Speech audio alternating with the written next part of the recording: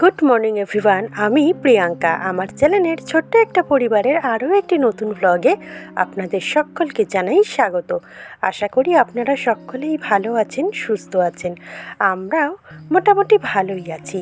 তবে কালকে সারাদিন বৃষ্টির পর আজকে যে আকাশটা এত সুন্দর ঝাঁ চকচকে ঝলমলে সোনা রোদে চারিদিকটা মেতে উঠবে বুঝতে পারিনি। ঘুম থেকে উঠায় ছাদে গিয়ে দেখলাম আকাশটা ভারী সুন্দর, সেই শরতের মেঘের মতন চারিদিকটা ঝলমল করছে সোনা রোদে। সঙ্গে সঙ্গে ক্যামেরাটা নিয়ে গিয়ে ফোনের আমি ভিডিও ক্লিকটা তুলে ফেললাম আপনাদের সঙ্গে শেয়ার করব বলে। তারপরে নিচে নেমে এসে আজকে জানেন তো স্নান করিনি সকালে, কেননা এতটাই ঠান্ডা ছিল জলটা আর ওয়েদারটাও। তবে গরম জলেই স্নান করি, কিন্তু তাও এত সকালে স্নান করলে আমার যেহেতু ঠান্ডার ধাঁচ আছে, সেই কারণে ভাবলাম আজকে স্নানটা একটু পরে বেলাতেই করব। তাই জামা কাপড় ছেড়ে হাত মুখ ধুয়ে চা খেয়ে রান্না বসিয়ে দিলাম। প্রথমে আজকের একটুখানি ফুলকপি, আলু, পেঁয়াজকালি তিনটে সবজি দিয়ে ভাজা করব। কালকে রাত্রিবেলা গোবিন্দভোগ চালের খিচুড়ি করেছিলাম, কিছুটা খিচুড়ি আছে, সেই খিচুড়িটা টিফিনে খাওয়া হবে বলতে আমার 2 মেয়ে আর আমিই খাবো। আমরা 3 জনেই খিচুড়ি খেতে ভীষণ ভালোবাসি। আর আপনাদের দাদাভাই ভাত খেয়ে যেরকম অফিস যায়, অফিস যাবে, আর বাবা মুড়ি খাবে ভাজাটা দিয়ে, বাবাও খিচুড়ি খাবে না। তো ভাজাটা কমপ্লিট করে নিয়ে আমি তারপরে একে একে আজকের রান্নাগুলি সেরে ফেলব। যদিও আজকে সানডে, তবে আজকে মাংস আমি রান্না করিনি। আপনাদের দাদাভাই আপনারা জানেন যে সানডেতে একটু বেলাতে অফিস যায়, কিন্তু আজকে একটু তাড়াহুড়ো ছিল দেখে আজকের একটু তাড়াতাড়ি চলে গেছে। সেই কারণে ঘরে ডিম ছিল, আজকে ডিম রান্না করে নিয়েছি। আর এদিকে শিমের ঝাল করেছি আর ভাজা, আর ভাতটা ওপাশে ইন্ডাকশানে হচ্ছে। আর রাত্রিবেলায় হবে গরম গরম রুটি আর বেগুন পোড়া, তার সাথে থাকবে ঝোলা গুড়। সেই কারণেই আজকের আর বেশি কিছু রান্নাবান্না সারলাম না, অল্প রান্নাতেই রবিবারের দুপুরটা যাই হোকভাবে কাটিয়ে ফেললাম। তবে ডিমের ঝোলটা খেতে কিন্তু বেশ ভালো হয়েছিল। রবিবারের দুপুরটা ডিমের ঝোলের সাথে জমে গেছে আমাদের খাওয়াটা। প্রথমেই আমি এখন শিম ঝালটা বসিয়ে দিচ্ছি। কালো জিরে ফোড়ন দিয়ে, অনেকেই শিম ঝাল বলতে সর্ষে পোস্ত বাটা বা শুধু সর্ষে বাটা দিয়ে বোঝেন বা ওটাই বেশি করেন, কিন্তু আমাদের বাড়িতে সর্ষে বাটার থেকেও টমেটো, ধনেপাতা আর আদা জিরে বাটা দিয়ে শিমের ঝালটা খেতে বেশি আমরা ভালোবাসি বা পছন্দ করি।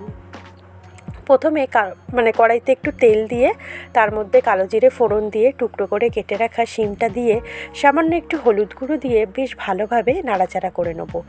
আর শিমটা বেশ ভালো করে লাল লাল করে ভাজাও করে নেবো। এই শিম ঝাল শীতকালে গরম ভাতের সাথে কিন্তু বেশ ভালো লাগে।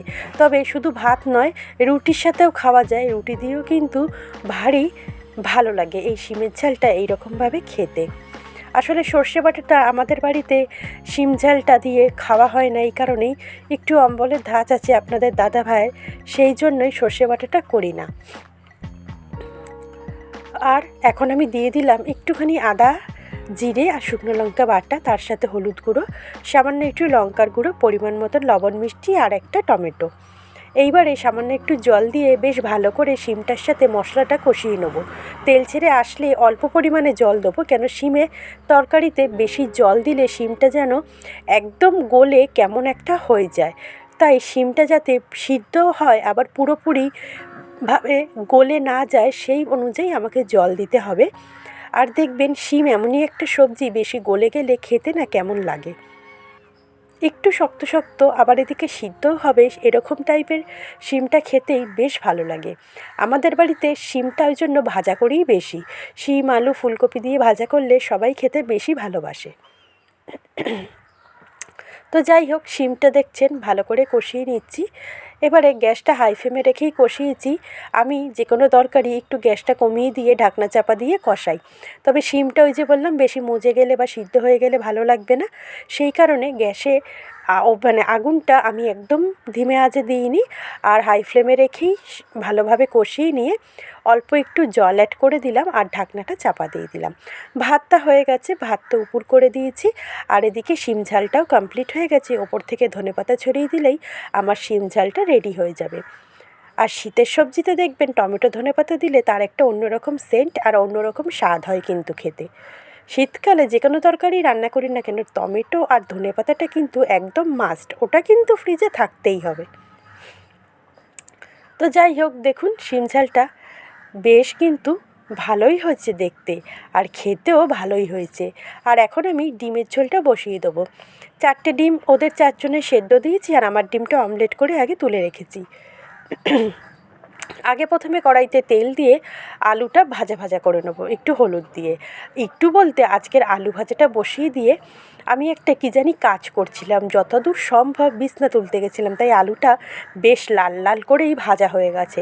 ওই জন্য ডিমের ঝোলটাও বেশ ঝটপট রান্না হয়ে গেছে। আলুটা যেহেতু বেশ কড়া করে ভাজা হয়ে গেছে, আলুটা তাই সেদ্ধও হয়ে গেছে, সেই কারণে ডিমের ঝোলটা রান্না করতেও বেশি দেরি হয়নি। দেখুন আলুটা একদম লাল ভাজা হয়ে গেছে। এরপরে আমি সেদ্ধ ডিমগুলি সামান্য একটু হলুদ দিয়ে ভাজা করে নেব। আর শীতের দিনে বেলাটা এতই ছোট থাকে যে সকাল থেকে কিভাবে যে তাড়াহুড়ো করে কাজকর্ম সারতে হয়, সেটা একমাত্র যারা করে তারাই বোঝেন যে সময়ের মধ্যে কাজ কমপ্লিট করাটা কতটা চাপের ব্যাপার হয়ে যায়, যেটা গরমকালে একদমই অসুবিধা হয় না। আর শীতকালে বেলা ছোটোর জন্য এই সমস্যাগুলি আমাদের মতন সাধারণ গৃহবধূদের যারা ঘরের কাজ করে তাদের কিন্তু সবারই সমস্যাটা থেকে থাকে। নিমেষের মধ্যে যে কখন 12টা বেজে যায়, ঘড়ির কাঁটা যে কত জোরে দৌড়ায় আমরা সত্যিই পেরে উঠি না ঘড়ির কাঁটার সাথে শীতকালে সময়ের সাথে পাল্লা দিয়ে দৌড়াতে। কিন্তু এটা খুবই জরুরি করাটা। তবে যাই হোক, চেষ্টা করি ঝপাঝপ করে। এখন নয় স্কুল ছুটি, অতটা চাপ নেই, খালি আপনাদের দাদাভাই রান্নাবান্নাটা সারলেই আমার হয়ে যায়। ওকে তাড়াতাড়ি করে দিলে ও বেরিয়ে গেল অফিসে, তারপরে বাকিটা আস্তে ধীরে সারলাম। কিন্তু জানুয়ারি মাসে 3 তারিখ থেকে তো আর সেই জিনিসটা হবে না, দুজনেরই স্কুল খুলে যাবে। ছোটো মেয়ের তো পড়া চালু হয়ে গেছে, আর ওর যেহেতু পড়াটা সন্ধেবেলা, কোনো অসুবিধা নেই। আর বড় মেয়ের কালকে রেজাল্ট, কালও কিন্তু একটা আমাদের বাড়িতে বেশ বিশেষ ধরনের দিন। রেজাল্ট বেরোবে জানি না, এবছরটা যদিও ফার্স্ট টার্ম পরীক্ষা দিতে পারিনি, সময়টা খারাপই গেছে ওর পক্ষে। এখন রেজাল্ট বেরোলে বোঝা যাবে কি করেছে না করেছে। তো এখন আমি ডিমের ঝোলটা বসিয়ে দিচ্ছি, মশলাটা ভাজা বসিয়ে দিলাম। আর দেখবেন পেঁয়াজটা বাটা করে দিলে কিন্তু বেশি করে না ভাজলে একটা কাঁচা গন্ধ পেঁয়াজের থেকেই থাকে ঝোলের মধ্যে বা তরকারির মধ্যে। আর শীতকালে দেখবেন বেশ বাটা মশলা দিয়ে তরকারি খেতে কিন্তু বেশ ভালো লাগে, আর একটু ঝাল ঝাল হলে তো আর কোনো কথাই হবে না। তাই আমি ডিমের ঝোলে দিয়েছি পেঁয়াজ, রসুন, টমেটো আর বেশ 5-6টা কাঁচা লঙ্কা বাটা করে একসাথে।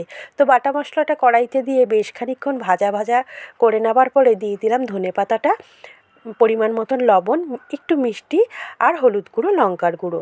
যেহেতু কাঁচা লঙ্কা দিয়েছি ওই জন্য লঙ্কার গুঁড়োটা আমি পরিমাণে কমই দিয়েছি। আর কালকে আমি একটু শুকনো লঙ্কা বেটেও রেখে দেবো, তাহলে আমাকে কদিন গুঁড়ো লঙ্কাটা ব্যবহার করতে হবে না।